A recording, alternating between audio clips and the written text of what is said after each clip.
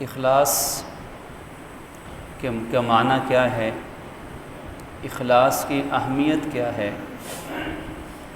اور انسان کی دنیا اور آخرت کے حالات پر اخلاص کا اثر کیا پڑتا ہے۔ دعا ہے کہ اللہ رب العزت ہمیں دین دنیا کے ہر کام میں اخلاص کی نعمت نصیب فرمائے۔ اسے سمجھنا اس لیے ضروری ہے کہ کہیں خدا نہ خواستہ ایسا نہ ہو کہ نیک اعمال کرتے کرتے زندگی بیت جائے، جب آخرت میں نتیجہ نکلے تو 0 نکلے اور کہا جائے کہ یہ تم نے عمل تو ہمارے لیے کیا ہی نہیں تھا۔ اس لیے بڑوں کو دیکھا گیا ہے کہ ساری زندگی اپنے دل پر نظر رکھتے تھے، اپنے دل پر، کہ کہیں ہمارے دل میں کوئی ریاکاری، کوئی دکھلاوا، کوئی اخلاص کے خلاف کوئی جذبہ یا نیت تو نہیں آ گئی۔ کہیں زندگی اسی کام میں گزرتی تھی۔ اور کیوں نہ ہو، اگر ہم قرآن مجید، احادیث نبویہ شریفہ کو اٹھا کر دیکھیں تو بڑی ہی اہم تاکیدات ہیں، بڑی ہی اہم ہدایات ہیں۔ اخلاص کا خلاصہ ان تمام جو آپ کے سامنے آیات احادیث بیان کی جائیں گی، ان کا خلاصہ یہ نکلتا ہے کہ ہر عمل، ایک بندے کا کام یہ ہے کہ اپنا ہر قول جو زبان سے نکالے یا ہر عمل جو وہ اپنے بدن سے کرے، اس میں اس کے دل کی نیت یہ ہونی چاہیے کہ اس قول و فعل سے اللہ رب العزت مجھ سے راضی ہو جائیں۔ میں یہ عمل اللہ کو دکھانا چاہتا ہوں، اللہ کے لیے کر رہا ہوں، دنیا کے مال و دولت عزت کے لیے نہیں، لوگوں کو، محض لوگوں کو خوش کرنے کے لیے نہیں، اپنے کسی مفاد یا ذاتی فائدے کے لیے نہیں، صرف اللہ رب العزت کی رضا کے لیے، اس کی رضا کے حصول کے لیے۔ اور ثواب بھی اس کی رضا کی ایک صورت ہے، جنت بھی اس کی رضا کی ایک صورت ہے۔ تو ثواب یا جنت کا حصول بھی ضمنی طور پر اخلاص میں شامل ہے، ضمنی طور پر۔ وگرنہ اگر ہم بالکل خالص ترین اخلاص دیکھیں تو وہ محض اللہ رب العزت کی رضا جوئی ہے، خالق کو راضی کرنا ہے۔ اور جو اس اخلاص کے ساتھ عمل کرتا ہے، اس کے جو فائدے بیان کیے گئے، اس میں پہلا فائدہ اللہ کی رضا اسے مل جاتی ہے، دوسرا فائدہ وہ شیطان کے مکر و فریب سے بچ جاتا ہے، تیسرا فائدہ اس کام میں اللہ رب العزت کی مدد شامل ہو جاتی ہے، چوتھا فائدہ اس کام کو کرتے وقت اگر کوئی مشکل پیش آ جائے تو اس مشکل پر بھی اس کو جنت اور ثواب کی عظیم بشارتیں عطا کی جاتی ہیں۔ یہ سب باتیں صرف اخلاص والے کے لیے ہیں۔ آئیے قرآن و حدیث کی روشنی میں چند ارشادات ہم مطالعہ کرتے ہیں تاکہ اس اخلاص کے مفہوم کو، اخلاص کی اہمیت کو ہم سمجھ سکیں، اور الحمدللہ اللہ نے جو اخلاص عطا کیا ہمیں اس میں مزید اضافہ ہو اور ہم آئندہ ریاکاری جیسے کاموں سے اپنے آپ کو بچا سکیں۔ قرآن مجید کی آیت مبارکہ جو آپ کے سامنے تلاوت کی گئی، اس میں اللہ رب العزت ارشاد فرماتے ہیں، سورہ آل عمران کی آیت نمبر 145، فرمایا کہ جو شخص اپنے کاموں سے دنیا کا بدلہ چاہتا ہوگا، ہم اس کو نؤتہ منہا، ہم دنیا میں ہی اس کا بدلہ اس کو دے دیں گے۔ جیسے غیر مسلم نیک عمل کر کے چلے گئے، تعلیمی ادارے بنوا دیے، کنویں کھدوا دیے، ریلوے کی پٹڑی بچھوا دی، ہاسپٹلز، شفا خانے بنوا کے چلے گئے، اب کرنے والا یہودی، عیسائی، سکھ، ہندو مر کے دنیا سے چلا گیا، لیکن ان کے مرنے کے بعد بھی ان اداروں میں، ان جگہوں میں لوگ فائدہ اٹھا رہے ہیں۔ اب یہ ہے تو نیکی کا عمل، فلاح انسانیت کا کام ہے۔ قرآن کہتا ہے کہ جس نے دنیا کے لیے کیا تو اس کو اس کا بدلہ دنیا میں ہی پورا مل جائے گا۔ کیسے ملے گا؟ اسے عزت مل جائے گی، یا اس کو ہمیشہ صحت مل جائے گی، اس کی اولاد کو اللہ رزق دے دے گا، اس کو خوب کھانا پینا رزق دے دے گا، یعنی اس کے کام کا بدلہ کسی نہ کسی صورت میں نُؤْتِهِ مِنْهَا دنیا میں ہی اس کا حساب پورا کر دیا جائے گا، لیکن آخرت میں اس کے لیے کچھ نہیں ہوگا۔ اور جو شخص اپنے عمل سے وَمَن يُرِدْ ثَوَابَ الْآخِرَةِ، جو اپنے عمل سے آخرت کا ثواب یعنی آخرت کا بدلہ، جو سب سے بڑا بدلہ اللہ رب العزت کی رضا ہے، جہنم سے بچنا ہے، جنت میں جانا ہے، یہ آخرت کا بدلہ ہے، جس کی نیت آخرت کا ثواب اور بدلہ لینے کی ہوگی، فرمایا نُؤْتِهِ مِنْهَا، تو ہم وہی اس کو عطا کر دیں گے۔ اسی لیے حکم ہے کہ اللہ دین کو اللہ کے لیے خالص رکھو، مخلصین لہ الدین، دین کا ہر عمل اللہ کے لیے کرنا ہے۔ اور فرمایا کہ جو تم خرچ کرتے ہو اس خرچ کرنے میں بھی دکھلاوا، خدا نخواستہ ریاکاری، عزت، لوگ سخی کہیں، تعریف ہو، مدد کریں، ووٹ ملے، ان میں سے کسی چیز کی نیت مت کرنا۔ صرف نیت کیا ہے؟ الا ابتغاء وجہ اللہ، سوائے اللہ کے رضا حاصل کرنے کی کوئی نیت نہ کرنا، وگرنہ کیا ہوگا؟ اگر دنیا کے لیے کسی کو مال دیا، کوئی مدد کی، تعاون کیا، تو اس کا بدلہ ضرور ملے گا، لیکن صرف دنیا میں ملے گا۔ دنیا میں عزت مل جائے گی اور لوگوں کی تعریفیں ہو جائیں گی، ووٹ مل جائیں گے، لوگ حمایتی ہو جائیں گے، دکان چل پڑے گی۔ تو یہ سب کچھ اس عارضی دنیا کے اندر ہی ہے جو بہت جلد ختم ہونے والا ہے، بہت جلد اور یقینی ختم ہونے والا ہے۔ اس لیے فرمایا کہ مال خرچ کرنا ہے تو صرف اللہ کی رضا کے لیے خرچ کرنا ہے۔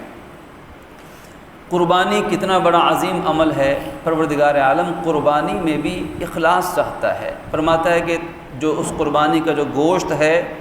لن ینال اللہ لحومها ولا دماؤها، گوشت اور خون یہ اللہ تک نہیں پہنچتا، ولاکن ینالہ التقوی منکم، کہ تمہارے دلوں میں جو تقوی موجود ہے وہ اللہ تک پہنچتا ہے، یعنی کس نے اللہ کی رضا کے لیے قربانی کی ہے۔ اور پھر فرمایا کہ دیکھو تو تم زکوٰۃ بھی ادا کرو،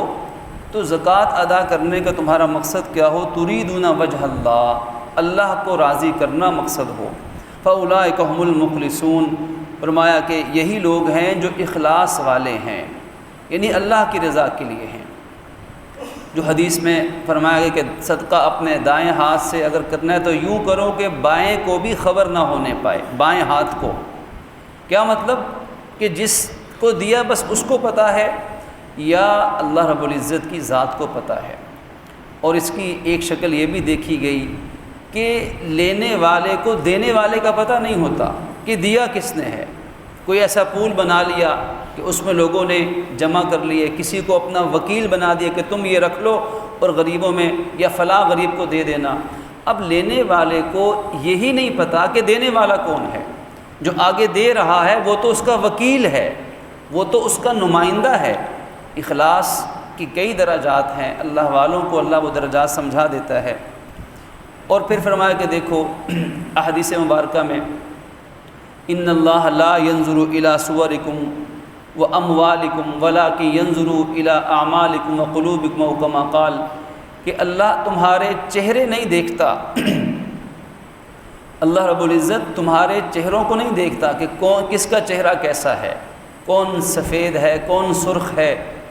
اور نہ تمہارے مال و دولت کو دیکھتا ہے کہ یہ صدقہ کرنے والا امیر ہے، یہ وزیر اعظم صاحب ہیں، یہ فلاں وزیر ہے، یہ فلاں افسر ہے، یہ فلاں دولت مند ہے۔ اللہ اس چیز کی قبولیت میں چہرے کو نہیں دیکھے گا، تمہارے مال کو نہیں دیکھے گا۔ دنیا میں تو یہ ہوا کرتا ہے کہ غریب کے لیے قانون اور ہوتا ہے، امیر کے لیے اور ہوتا ہے۔ غریب جائے تو اس سے بیہیویئر، سلوک اور ہوتا ہے، اور اگر امیر جائے تو لوگوں کے بولنے کا انداز، دیکھنے کا سلیقہ ہی تبدیل ہو جاتا ہے۔ اللہ ایسا نہیں کرتا، وہ تمہارے چہرے، تمہارے مالوں کو نہیں دیکھتا۔ وہ کسے دیکھتا ہے؟ وہ تمہارے دل کو دیکھتا ہے اور تمہارے اعمال کو دیکھتا ہے کہ تم نے دل سے یعنی اللہ کے لیے کیا عمل کیا ہے۔ اب یہ عمل کرنے والا چاہے کوئی بھی ہو، جیسے حضرت موسیٰ علیہ السلام کے زمانے میں اللہ کی طرف سے بارشیں روک دی گئیں اور ایسا ہر امت میں ہوا ہے کہ جب گناہ بڑھتے ہیں تو پھر آزمائشیں آتی ہیں، پھر حالات و واقعات تنگی کا شکار ہوتے ہیں، پھر معیشت زبوں حالی کا شکار ہوتی ہے۔ اب اگر ان اعمال کو لوگ ٹھیک نہیں کرتے جن گناہوں کی وجہ سے اللہ کی طرف سے پکڑ ہے، تنگی ہے، حالات آئے ہوئے ہیں، انہیں ٹھیک نہ کریں، لیکن اپنی سر توڑ کوششیں کر کے حالات ٹھیک کرنے کی کوشش کریں گے، تو بس ہم یہ سمجھ لیں اس کی بہترین مثال دلدل میں گرنے والا انسان ہے۔ وہ جتنی ہاتھ پاؤں ہلائے گا اس سے باہر نکلنے کی اتنی ہی اس دلدل کے اندر وہ دھنستا چلا جائے گا، حالات اتنے خراب ہو جائیں گے۔ کیوں؟ کیونکہ جس وجہ سے حالات کی خرابی ہے اس وجہ کی طرف توجہ نہیں ہے۔ حضرت موسیٰ علیہ السلام پروردگار عالم کی بارگاہ میں التجا گناہ ہے، یا اللہ قحط دور فرمائیے، انسانیت پہ رحم فرمائیے۔ حکم ملتا ہے کہ ایک شخص ایسا ہے جو اس مجمع میں جس نے ہماری کبھی فرما برداری پلک جھپکنے کے برابر بھی نہیں کی، جب تک یہ نہیں نکلتا تب تک اللہ کی طرف سے رحمت کی بارش کا نزول نہیں ہوگا۔ اب اعلان ہوتا ہے تو وہ شخص اسی مجمع کے اندر بیٹھا ہوتا ہے۔ اب وہ اللہ سے دعا گو کہ یا اللہ اگر میں یہاں سے اٹھ کر گیا تو دنیا جہان کی لعنتیں مجھ پہ وارد ہوں گی، ساری قوم کہے گی کہ یہ بدبخت تھا جس کی وجہ سے اللہ کا عذاب آیا تھا، تو مجھے معاف فرما دے، میں توبہ کرتا ہوں۔ وہ کیسی اخلاص والی توبہ تھی کہ پروردگار عالم نے وہیں بیٹھے بیٹھے اس کے آنسوؤں کے چند قطروں کے اخلاص سے توبہ قبول فرما لی۔ بارش کا نزول ہوا، قحط دور ہوا۔ اب حضرت موسیٰ کیونکہ صاحب کلام تھے، کلیم اللہ تھے، اب تجسس ہوا کہ وہ کون شخص تھا اور بارش کیسے ہو گئی، کوئی اٹھ کر بھی نہیں گیا۔ تو پوچھا یا باری تعالیٰ کون شخص تھا؟ فرمایا کہ دیکھ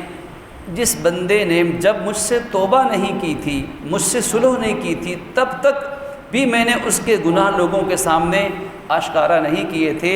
اب تو وہ توبہ کر کے میرا دوست بن چکا ہے اور دوست کی عیب کسی کے سامنے بیان نہیں کیے جاتے۔ تو وہ اخلاص کی ایک توبہ، اخلاص سے ایک آنسو کا قطرہ نکلنا جہنم کے میلوں لمبے انگاروں کو بجھا دینے کے لیے کافی ہو سکتا ہے۔ تو اخلاص وہ عمل ہے، اللہ اخلاص کو دیکھتا ہے۔ فرمایا انما یبعث الناس علی نیاتہم، کہ لوگوں کو قیامت کے دن ان کی نیتوں پہ اٹھایا جائے گا، لوگوں کو قیامت کے دن نیتوں پہ اٹھایا جائے گا۔ اس کی وضاحت ایک دوسری حدیث میں ملتی ہے جس کا مفہوم یہ ہے کہ کسی قوم پہ اللہ کا عذاب آئے گا تو اس عذاب کی وجہ سے جب لشکر دھنسایا جائے گا، یہ عذاب آئے گا تو عذاب کی وجہ سے جتنے لوگ اس بستی یا شہر میں تھے سب ہلاک ہو گئے۔ عرض کیا کہ یا رسول اللہ اس بستی میں تو نیک لوگ بھی ہوں گے، فرما بردار بھی ہوں گے، گنہگار بھی ہوں گے، اب عذاب گنہگاروں کی وجہ سے آیا لیکن مارے گئے نیک بھی ان کے ساتھ۔ فرمایا کہ دیکھو دنیا میں تو یہ سلوک ہوا لیکن قیامت کے دن جب یہ اٹھائے جائیں گے تو یہ سب ایک طرح نہیں اٹھائے جائیں گے۔ ان مرنے والوں میں سے جس کی جو نیت ہوگی وہ اس نیت پہ اٹھایا جائے گا، جس کے دل میں کفر تھا، شرک تھا، نافرمانی تھی، گناہ تھے جو عذاب کا سبب بنے، ان کو انہی اعمال کے ساتھ اٹھا کر جہنم کی طرف ان کو ہنکایا جائے گا۔ اور جن کے دل میں ایمان تھا، شکر گزاری تھی، اطاعت تھی، خوف خدا تھا، وہ انہی اعمال کے ساتھ اٹھائے جائیں گے اور انشاءاللہ اللہ کی رحمت سے جنت میں داخل کر دیے جائیں گے۔ تو انسانوں کو روز قیامت میں وہ ان کی نیتوں کے مطابق اٹھایا جائے گا۔ اور فرمایا کہ دیکھو ایک انسان ایک نیکی کی نیت کرتا ہے اور وہ کسی وجہ سے وہ کام نہیں کر پاتا، نیک کام کرنے کی نیت کی، مثلا حدیث میں مثال بھی دی گئی کہ ایک شخص نے نیت کی کہ میں تہجد کی نماز ادا کروں گا، یہ رات کو نیت کر کے سوتا ہے لیکن بدن میں تھکاوٹ ہے یا کمزوری ہے یا بیماری اور بڑھاپا ہے، نیت اور ارادے کے باوجود وہ عمل نہیں کر سکا، مثلا آنکھ نہیں کھلی، تو فرمایا کہ بغیر نیک عمل کیے بھی اللہ رب العزت اس کو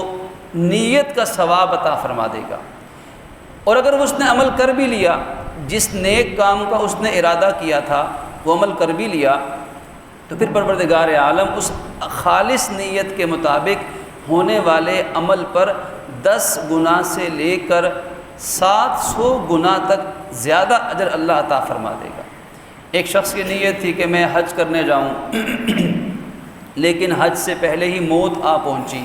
کیونکہ موت کا فرشتہ حج کا انتظار تھوڑی کرے گا،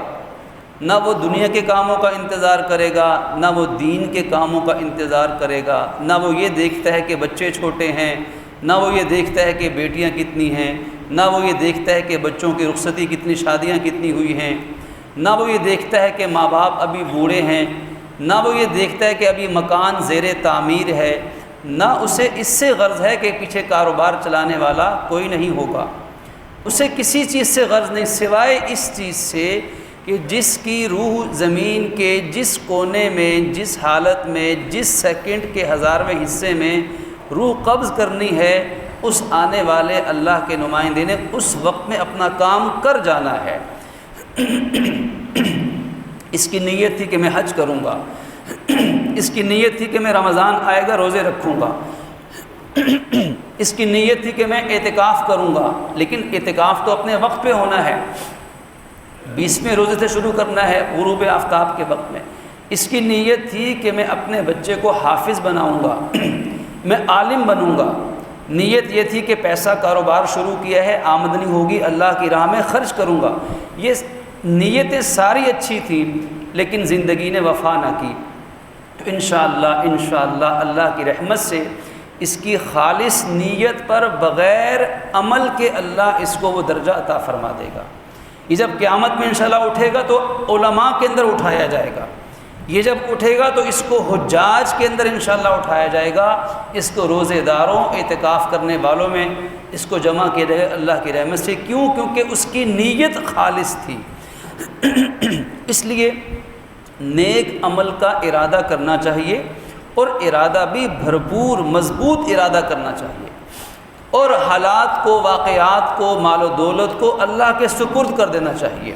اب بعد میں حالات کیا ہوتے ہیں یہ اللہ بہتر جانتا ہے، ہمیں تو اگلے سانس کا، اگلی گھڑی کا ہمیں نہیں پتہ، اگلے دن کا ہمیں نہیں معلوم کہ کل کیا ہوگا۔ تو اس لیے جب نیکی کا ارادہ کیا جائے تو اللہ پہ بھروسہ کر کے اسباب پہ نظر نہ کی جائے کہ میرے پاس تو پیسے نہیں کیسے حج کروں گا، میرے پاس تو صحت نہیں کیسے میں فلاں نیک کام، بھروسہ اللہ کی ذات پہ، نیت پختہ کر لی جائے،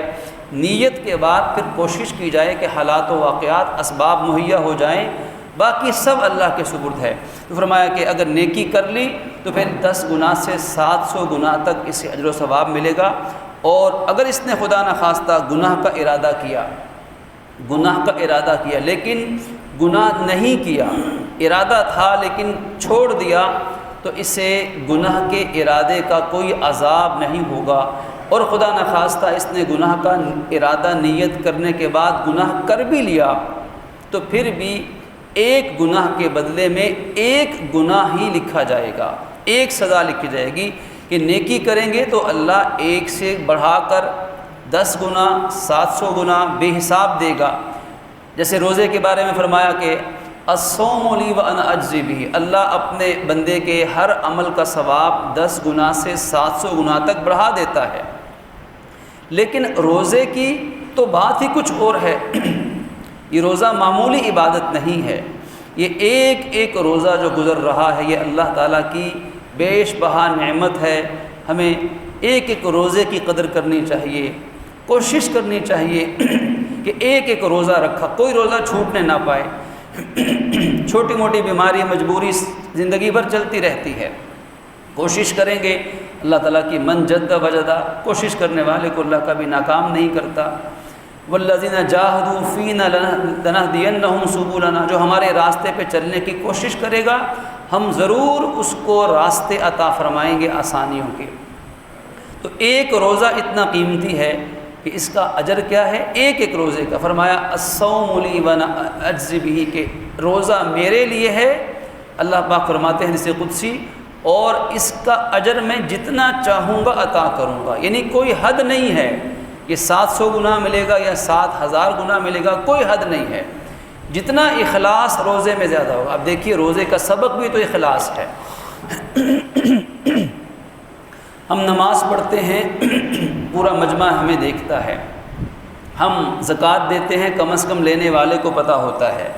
حج کرتے ہیں، لاکھوں لوگ حج میں عمرے میں موجود ہوتے ہیں، لیکن روزہ عجیب عبادت ہے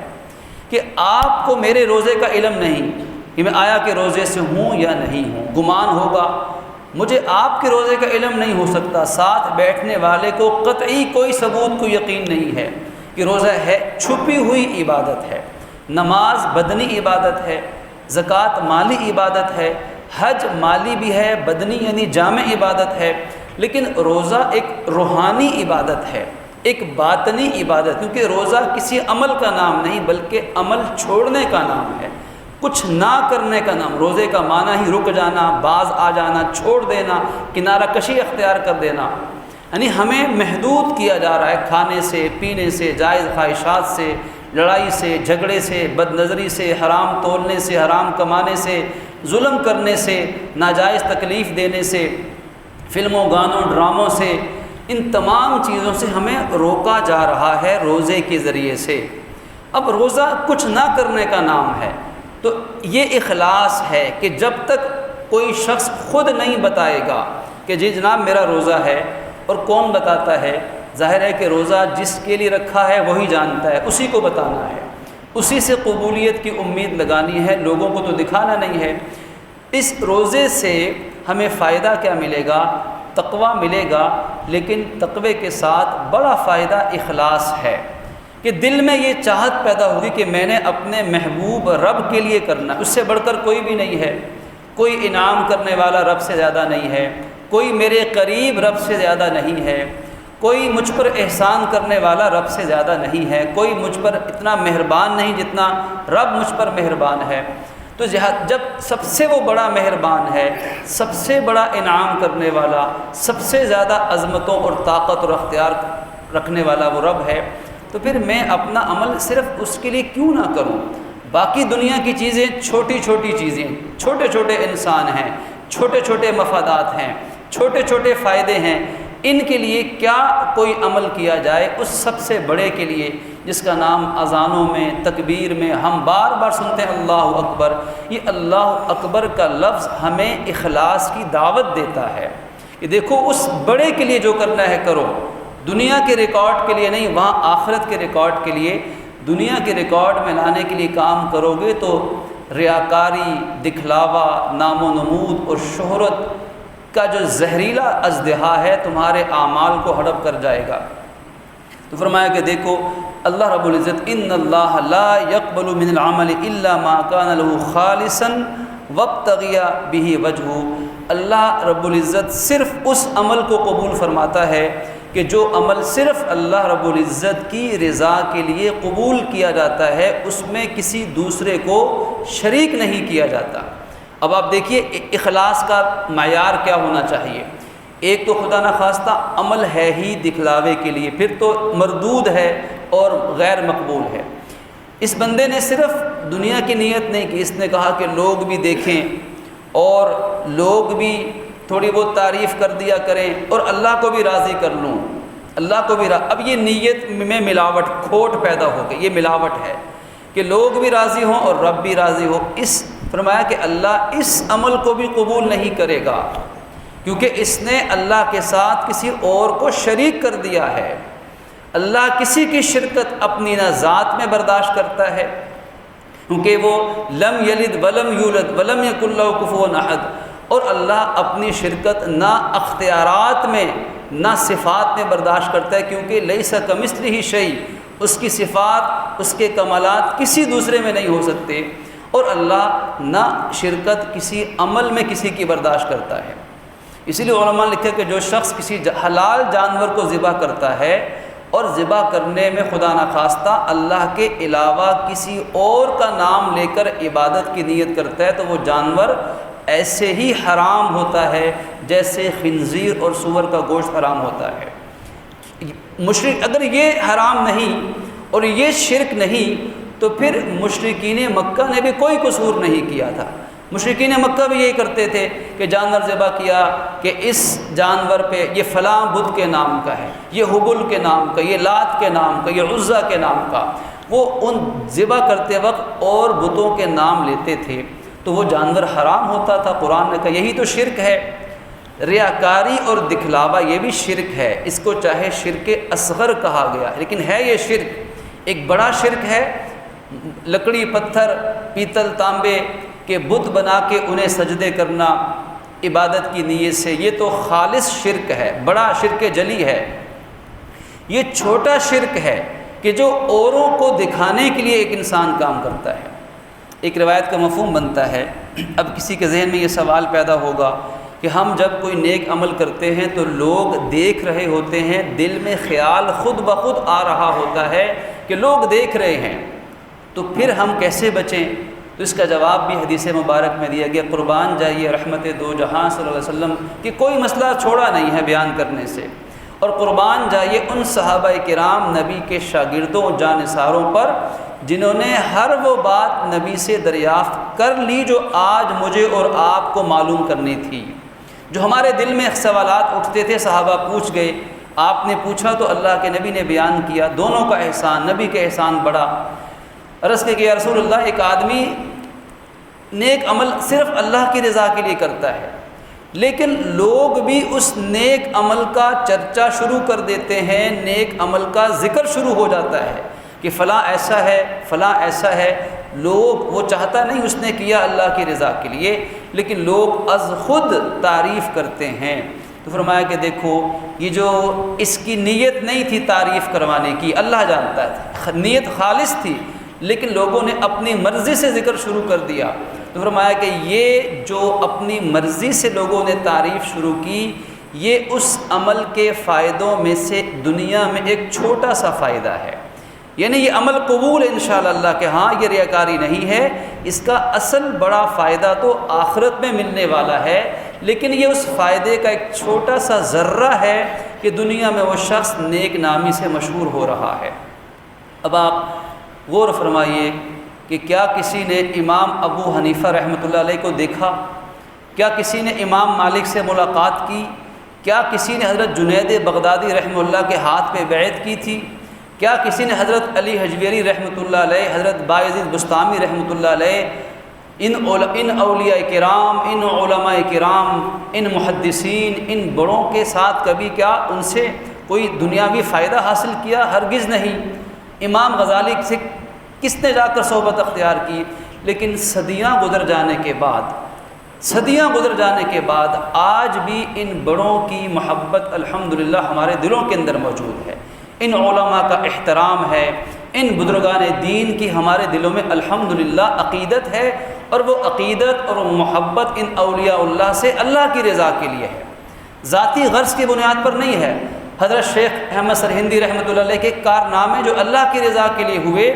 اس بر صغیر پاک و ہند کے لوگ ان کے احسان مند ہیں۔ حضرت امام شاہ ولی اللہ محدث دہلوی رحمۃ اللہ علیہ کے ترجمہ قرآن کے، آج پوری دنیا میں جو ترجمہ قرآن چل رہا ہے، دنیا کی ہر زبان میں